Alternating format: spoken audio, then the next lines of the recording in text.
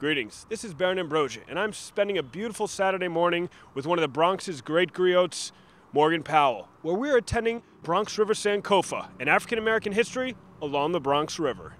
Mass transit made it possible for people who did not live up here to work in Manhattan and come here for their social recreational life. The truth is, I had no intentions of doing a tour. I have been doing research over the last 9 years, mostly to write academic essays. I wanted to put African Americans on the Bronx River on the map for history. I wanted to write something that was going to be available through historical societies and be filed with the Library of Congress. And I was just thinking it's important that we be on the map. I only started designing a tour because the education coordinator of the Bronx River Alliance sent me an email in January and said, Morgan, do you want to do a tour?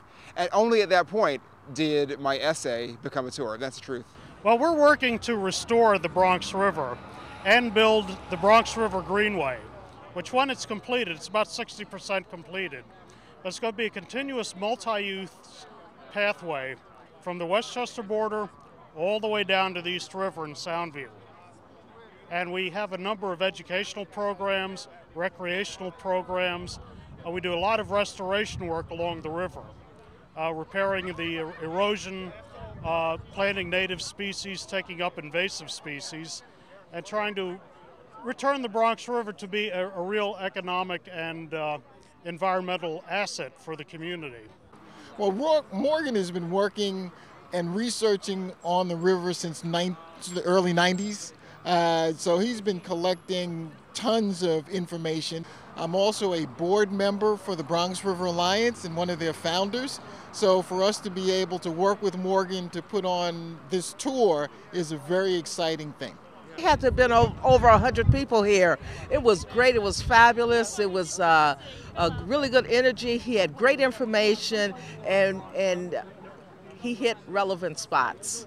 The event was very nice. I brought my grandson today and it was awesome. I think more children and youth should come out and do this for the exercises. This today actually opened my eyes to a lot of things that normally I pretty much just kind of go by on my day-to-day route, not give a second thought to it. I think that was very beneficial to kind of get like this on-the-ground look at some things that are right there, as I would say, hidden in plain sight. Actually, I read about the event first in the Daily News, shared it on our Facebook page, and we take where we live for granted. We're never really sure of what came before us, and people are always focused on the now and the now. It's important to take a look back and know the history of where you're from in order to create a future there. When I was a little kid, beginning about 5, 6 years old, I used to walk along the Bronx River every weekend with my grandfather, who was also sort of a Bronx River historian, and he taught me to love the river and the Bronx. I just think we need to have more school groups, more kids, more the younger generation needs to get a hold of this now. Bronx River Ramble every second Saturday of the month this year. The next one is going to be in Soundview Park. That's the 9th of April, and I'll be leading it myself. Brother, it all starts with Keith Lloyd. Keith Lloyd is an amazing human being. He's someone who I saw illustrated in the orchid case at the New York Botanical Garden when I was in high school, and there I saw a vision of a dark man with distinct African-American features, and there he was, the curator of orchids, and I just thought, wow, what an inspiration and what a vision. I can do that too, and now I'm a landscape designer.